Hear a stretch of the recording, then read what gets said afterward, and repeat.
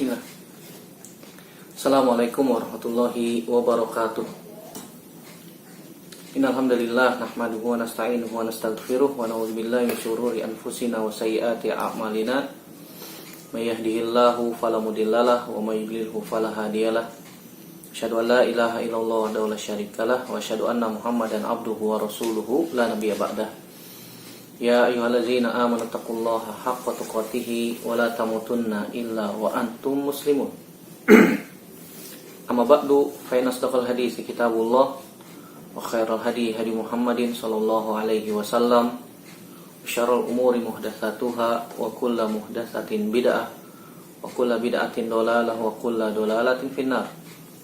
Ayo ikhwah, ajanallahu wa iyyakum ajmain. Alhamdulillah kita bersyukur pada Allah Subhanahu wa taala masih diberikan kesempatan oleh Allah Subhanahu wa taala untuk hidup di muka bumi, untuk mendulang pahala sebanyak-banyaknya selama masih diberikan kesempatan oleh Allah Subhanahu wa taala hidup di muka bumi ini. Salat dan salam semoga senantiasa tercurahkan kepada Nabi kita Muhammad sallallahu alaihi wasallam, kepada keluarganya, sahabatnya, dan tidak lupa kita sebagai umatnya sampai kiamat kelak. Saudaraku rahimanillah wa ajmain, kita lanjutkan pelajaran kita dari kitab Ad-Durus Al-Yaumiyah. Pelajaran yang ke-66, As-Sunan Ar-Rawatib. As-Sunan Ar-Rawatib atau Sunan Ar-Ratibah. Rawatib jama dari Ratibah. Ratibah maksudnya adalah salat-salat sunnah yang mengiringi salat wajib. Salat-salat sunnah yang mengiringi salat wajib. Di sini Nabi Shallallahu Alaihi Wasallam memberikan contoh sunnah salat-salat ini, dan Nabi Shallallahu Alaihi Wasallam senantiasa mendawamkannya dan menjaga salat-salat ini. Tentu saja ada faidahnya, ada hikmahnya, dan ada keutamaannya. Oleh karena itu sepatutnya bagi kita kaum muslimin agar memberikan perhatian dan menjaga salat-salat sunnah ini. Kita akan membaca beberapa hadis yang berkaitan tentang masalah ini, tentang jumlah rakaatnya berapa dalam sehari, kemudian mengiringi salat apa saja, dan kita akan menyebutkan secara khusus keutamaan salat 2 rakaat sebelum subuh insyaallah taala.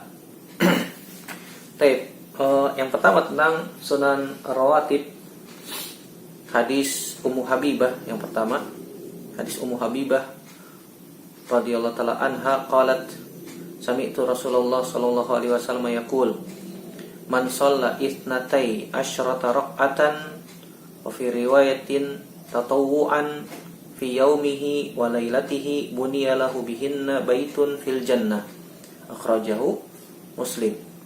Dari hadis Ummu Habibah radhiyallahu taala anha, dia berkata, saya mendengar Nabi sallallahu alaihi wasallam bersabda, man shalla itsnatai asyrata raq'atan, barang siapa yang salat 12 rakaat.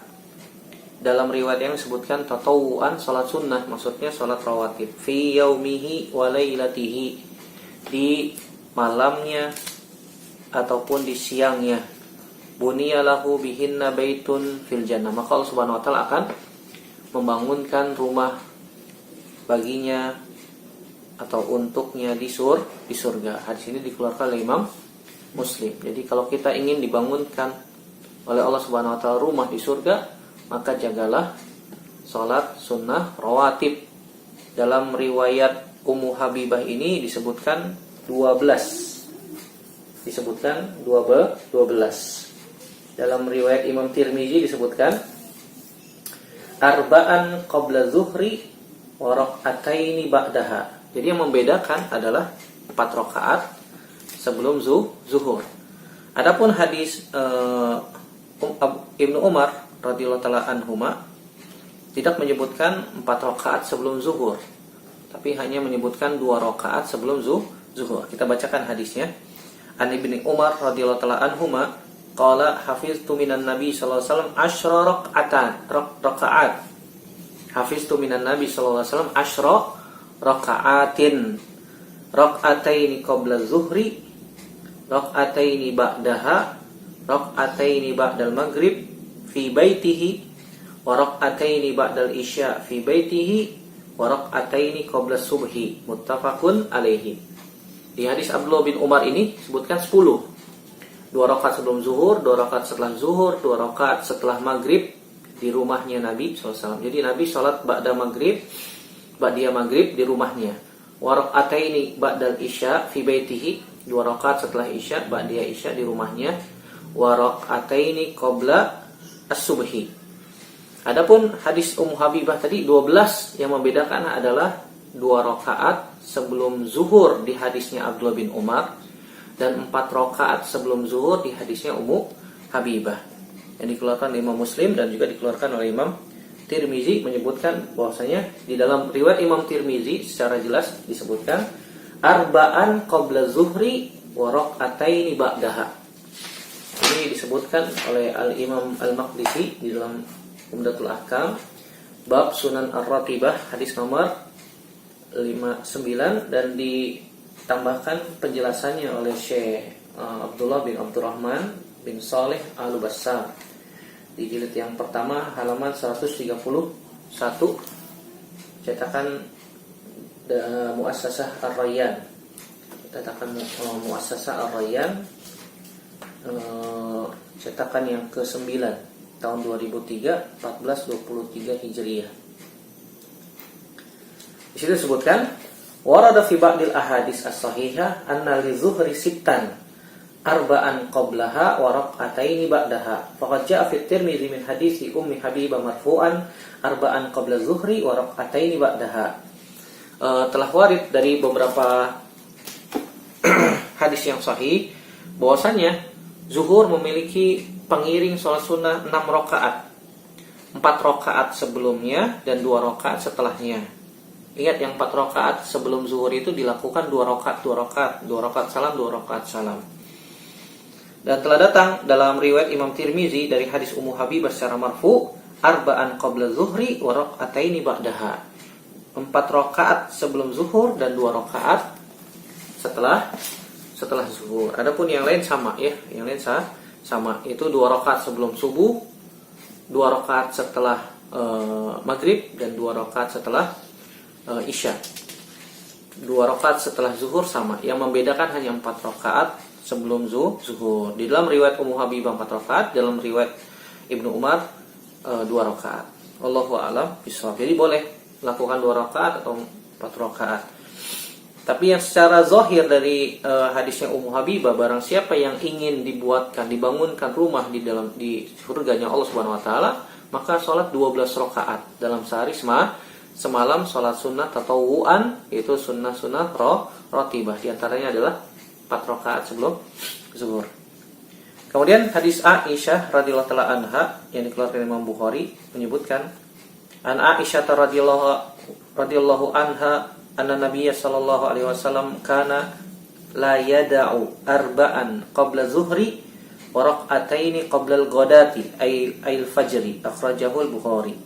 Kata Aisyah radhiyallahu taala anha bahwasanya Nabi sallallahu alaihi wasallam tidak pernah la yada'u arba'an qabla zuhri, tidak meninggalkan 4 rakaat sebelum zuhur, wa rak'ataini qabla al-ghadat, dan 2 rakaat sebelum sholat subuh.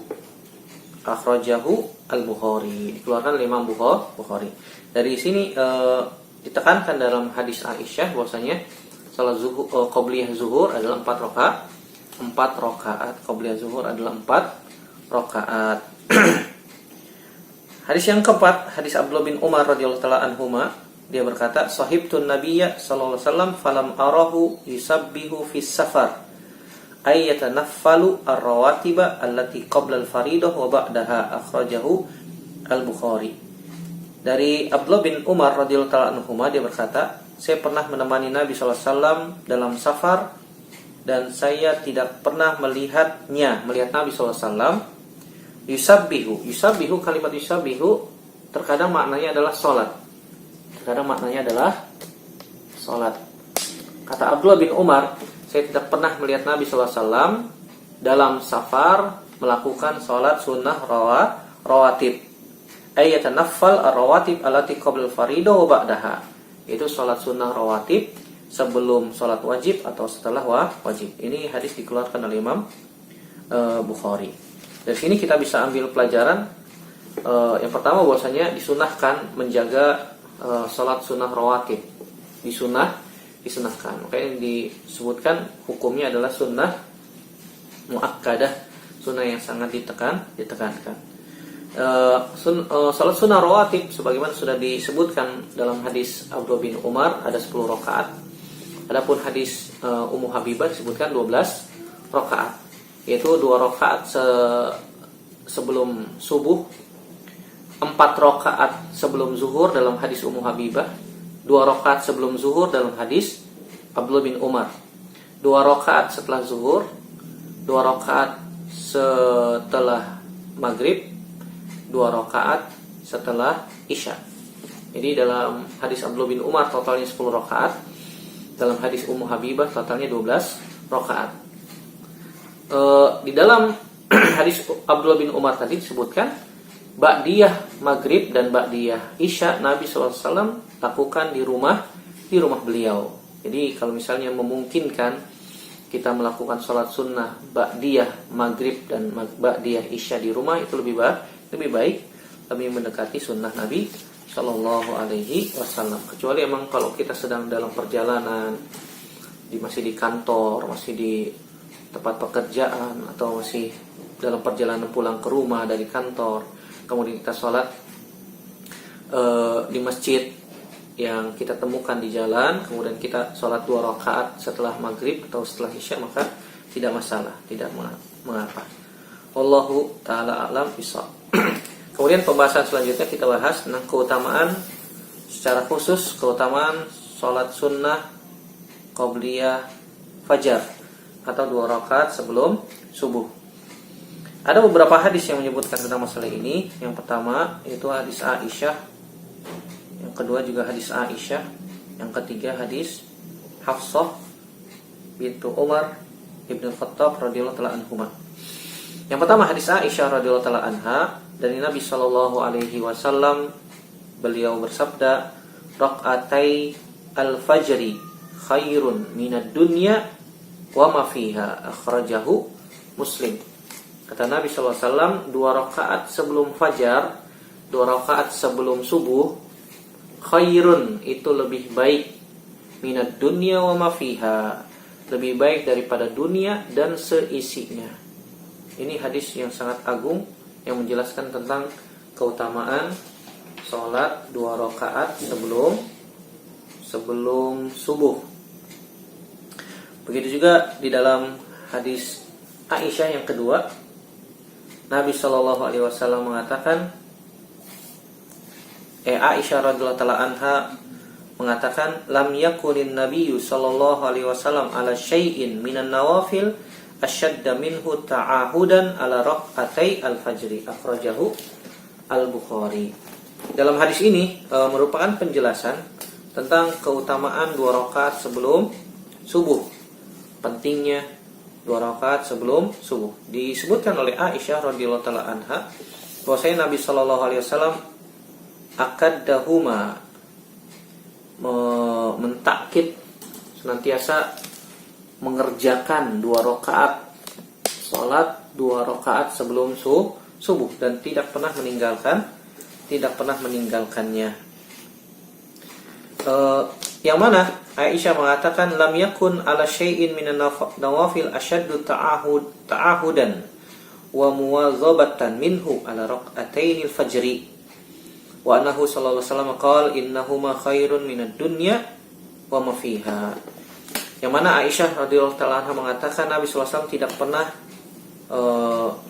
meninggalkan salat sunnah daripada salat 2 rakaat sebelum subuh. Artinya Nabi SAW walaupun dalam keadaan safar tetap berusaha untuk melakukan 2 rakaat sebelum subuh.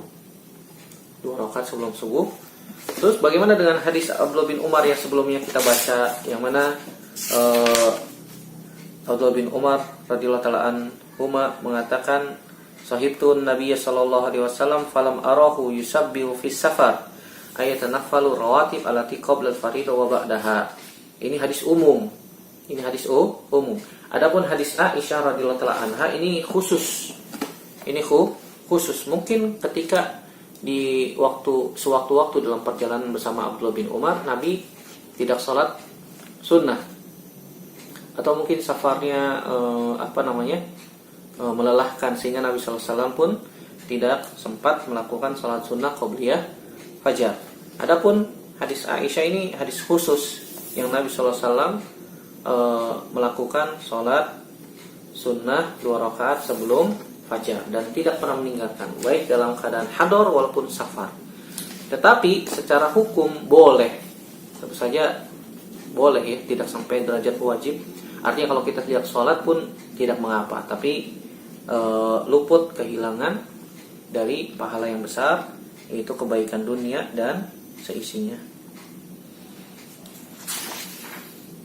Kemudian hadis yang ketiga, hadis Hafsah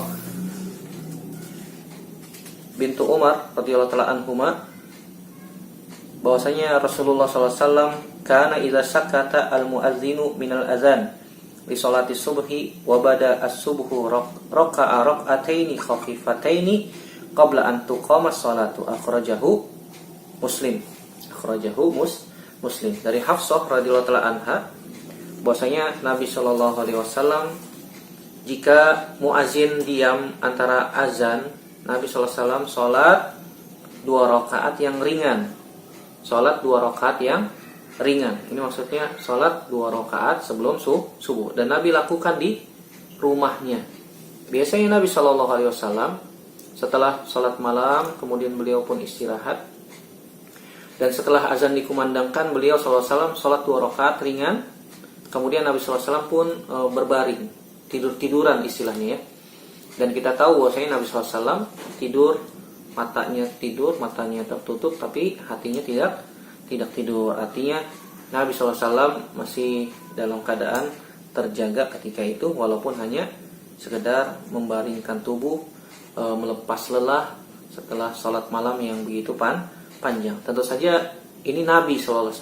Kalau kita ikuti Nabi seperti ini, khawatirnya subuhnya kelewatan ya. Habis sholat sunnah 2 rakaat di rumah, tidur-tiduran, ketiduran tuh, tidur beneran, ketiduran, sehingga luput sholat subuh berjamaah. Nah ini lebih baik kita tinggalkan. Nah ini khusus Nabi. Nabi biasanya kalau sholat 2 rakaat sunnah sebelum fajar, sebelum subuh, setelah itu Nabi berbaring tidur-tiduran, melepas lelah saja. Nah kalau kita jangan ya, khawatirnya kebablasan. Ini tentang keutamaan sholat qobliyah fajar atau qobliyah subuh. Kemudian Ustadz, kalau misalnya kita sewaktu-waktu tidak sempat melakukan sholat sunnah qobliyah subuh, boleh nggak kita mengkodoknya diakhirkan, kita lakukan setelah sholat subuhnya? Maka jawabannya boleh. Boleh. Misalnya kita bangun ternyata waktunya mepet dengan qomat, totonya bangun sudah mendekati qomat, belum lagi ke kamar mandinya, belum lagi buang air besarnya, belum lagi perjalanannya menuju masjid yang membutuhkan waktu, misalnya rumahnya agak jauh dari masjid atau membutuhkan waktu sekitar 10-15 menit berjalan kaki, sehingga tidak sempat sholat 2 rakaat sebelum subuh di rumah. Maka boleh kita mengkodoknya 2 rakaat sebelum subuhnya dilakukan setelah salat subuh. Sebagaimana hadis Qais bin Amr radhiyallahu taala anhu, dia berkata, ra'an Nabiyyu sallallahu alaihi wasallam rajulan yusalli ba'da salati subhi rak'atain. Faqala Rasulullah sallallahu alaihi wasallam, salatus subhi rak'atain. Faqala rajul, inni lam akun sallaitu rak'atain allataini qablahuma fa sallaituhumal an. Fasakata Rasulullah sallallahu alaihi wasallam. Akhrajahu Abu Daud. Dari Qais bin Amr radhiyallahu taala anhu, dia berkata, Nabi SAW pernah melihat seorang lelaki salat 2 rakaat setelah subuh. Salat 2 rakaat setelah subuh. Kemudian Nabi SAW mengatakan, salat subuh 2 rakaat, Maksudnya, apakah Anda melakukan sholat 2 rakaat setelah subuh?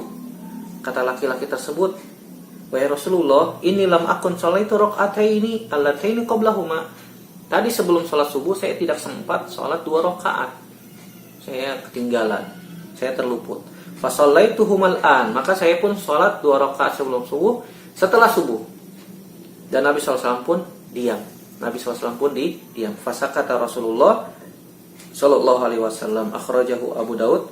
Hadis ini dikeluarkan oleh Imam Abu Daud dan disahihkan oleh Syekh Albani dalam Mishkatul Masabih, dan juga dikeluarkan oleh Imam Ibnu Majah, dan hadisnya sahih. Hadisnya sahih. Nah, dari hadis ini kita bisa ambil pelajaran, boleh sewaktu-waktu sesekali ketika terluput 2 rakaat sebelum subuh, maka boleh dilakukan setelah subuh. Tapi tentu saja yang lebih utama dilakukan sebelum subuh. Makanya para ulama menjelaskan, kalau misalnya kita sholat sunnah 2 rakaat sebelum subuh itu mengakibatkan kita masbuk, maka kata Syekh Muhammad bin Shalih Al-Utsaimin tidak mengapa. Tidak mengapa masbuk sholat subuh untuk mendahulukan 2 rakaat sebelum subuh. Maka tidak mengapa. Jadi sangat tinggi keutamaannya, sangat besar keutamaannya sampai seperti itu ya. Baik, dari hadis-hadis yang kita baca dapat diambil pelajaran tentu saja keutamaan yang sangat besar 2 rakaat sebelum subuh. Kemudian pertanyaannya, Ustaz, apa yang kita baca di dalam sholat 2 rakaat sebelum subuh atau qabliyah subuh? Dalam hadis yang sahih dari hadis Abu Hurairah dan hadis Aisyah radhiyallahu taala anha disebutkan yang kita baca adalah surat Al-Kafirun dan surat Al-Ikhlas, sebagaimana diriwayatkan oleh Imam Muslim dari Abu Hurairah radhiyallahu taala anhu, anna Rasulullah sallallahu alaihi wasallam qara'a fi rak'atayil fajri qul ya ayyuhal kafirun wa qul huwallahu ahad. Akhrajahu Muslim. Dari Abu Hurairah radhiyallahu taala anhu bahwasanya Nabi sallallahu alaihi wasallam membaca di 2 rakaat sebelum fajar atau sebelum subuh dengan qul ya ayyuhal kafirun dan qul huwallahu ahad. Akhrajahu Muslim. Begitu juga hadis Aisyah radhiyallahu taala anha bahwasanya Rasulullah sallallahu alaihi wasallam kana yaqra'u fi rak'atayil fajri bi qul ya ayyuhal kafirun wa qul huwallahu ahad. Akhrajahu Ahmad. Kata Aisyah radhiyallahu taala anha, Nabi sallallahu alaihi wasallam biasa membaca 2 surat di 2 rakaat sebelum subuh dengan qul ya ayyuhal kafirun dan qul huwallahu ahad. Walaupun boleh ya kita membaca surat-surat yang lain yang kita mampu untuk membacanya. Jika kita ingin membaca agak panjang silakan baca, sebagaimana hadis Abdullah bin Abbas, Nabi juga pernah membaca qulu amanna billahi wa ma unzila ilaina dalam surat Al-Baqarah. Di rakaat keduanya membaca amanna billahi wasyhad bi anna muslimun. Ini dikeluarkan oleh Imam Muslim. Boleh berdasarkan firman Allah Subhanahu wa taala, faqra'u ma tayassara minal Qur'an. Maka bacalah yang mudah bagimu dalam Al-Qur'an. Artinya kalau kita mampu membaca surat yang lain maka dibolehkan. Wallahu taala a'lam bishawab. Kemudian juga dianjurkan untuk takhfif, untuk meringankan. Jangan terlalu panjang karena waktunya kan mepet sebentar ya. Dan ini merupakan sunnah. Berdasarkan hadis Aisyah radhiyallahu anha, dia berkata karena Nabi sallallahu alaihi wasallam yukhaffifu rak'atainil lataini qabla salati subhi hatta inni la aqul hal qara'a bi ummil kitab. Akhrajahu al-Bukhari. Dari Aisyah radhiyallahu anha, dia berkata Nabi SAW biasa meringankan 2 rakaat sebelum subuh. Sampai kata Aisyah radhiyallahu anha, aku mengatakan, kata Aisyah, hal qara'a bi ummil kitab, apakah engkau wahai Rasulullah membaca ummul kitab, maksudnya surat Al-Fatihah atau tidak? Saking apanya? Saking ringannya bacaan di dalam sholat. Tentu saja ringannya sholat Nabi SAW tidak meninggalkan tumakninah. Jangan sampai mentang-mentang ringan, cepat sehingga tumakninah hilang. Ini salah. Ini tidak benar. Tetap tumakninah harus dijaga karena itu adalah rukun dalam salat. Kemudian juga hadis Aisyah yang lain radhiyallahu taala anha, dia berkata, kana Rasulullah SAW yusolli rak'atail fajri idza sami'al azana wa yukhaffifuhuma. Akhrajahu Muslim. Dari Aisyah radhiyallahu taala anha, dia berkata, Nabi SAW biasanya sholat 2 rakaat sebelum subuh jika mendengar azan. Jadi azan berkumandang, Nabi SAW langsung sholat. Boleh tidak? Oh boleh, ini hadisnya. Ini hadisnya. Ketika kita masih mendengar azan, kemudian kita mulai sholat 2 rakaat sebelum subuh. Dibolehkan berdasarkan hadis Aisyah ini radhiyallahu taala anha yang dikeluarkan oleh Imam Muslim. Kata Aisyah, kana Rasulullah SAW yusalli rak'atail fajri idza sami'al azan. Idza sami'al azan, jika mendengar azan. Wa yukhaffifuhuma, dan Nabi meringankan sholat 2 rakaat sebelum subuh tersebut. Jadi dari hadis-hadis ini kita bisa ambil faidah bahwasanya Nabi SAW membaca di dalam 2 rakaat sebelum subuh bacaan yang pendek-pendek, bacaan yang ringan, tidak membaca ayat-ayat yang panjang. Kalaupun ingin membaca surat yang panjang, maka potongan-potongan ayatnya. Hanya 1 ayat, 2 ayat yang ringan ya. Yang ringan. Dan ini sunnah. Dan juga dianjurkan membaca surat Al-Kafirun di rakaat pertama dan surat Al-Ikhlas Qul huwallahu ahad di rakaat kedua. Dan boleh juga membaca Qulu amana billahi wa ma unzila ilaina dan seterusnya dalam surat Al-Baqarah, dan di rakaat kedua amana billahi wa syahadu anna muslimun dan seterusnya ya. Wallahu taala a'lam bishawab. Ini yang bisa kita bahas pada kesempatan kali ini, yaitu tentang sunnah rawatib. Kita ulang, sunnah rawatib ada berapa? Ada 10 dalam riwayatnya Abdullah bin Abbas, dan ada 12 rakaat pada riwayat Ummu Habibah dari Imam Muslim, dan ditambah diperkuat di dalam riwayatnya Imam Tirmizi. Yang membedakan adalah sebelum zuhur. Di dalam riwayat Ummu Habibah 4 rakaat, di riwayat Abdullah bin Umar 2 rakaat.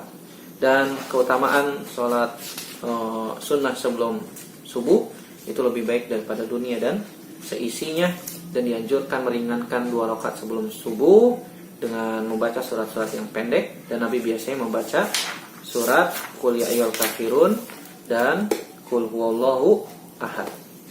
Wallahu taala a'lam bishawab. Ini yang bisa kita bahas pada kesempatan kali ini. Yang benar datangnya dari Allah Subhanahu wa taala saja. Yang salah murni dari saya pribadi. Kita bertaubat kepada Allah Subhanahu wa taala dari kesalahan-kesalahan kita, dan semoga Allah Subhanahu wa taala kembali mengumpulkan kita semua di dalam surganya tanpa hisab dan tanpa azab. Amin ya rabbal alamin. Kita tutup dengan doa kafaratul majlis. Subhanaka Allahumma wa bihamdika asyhadu an la ilaha illa anta astaghfiruka wa atubu ilaik. Wassalamualaikum warahmatullahi wabarakatuh.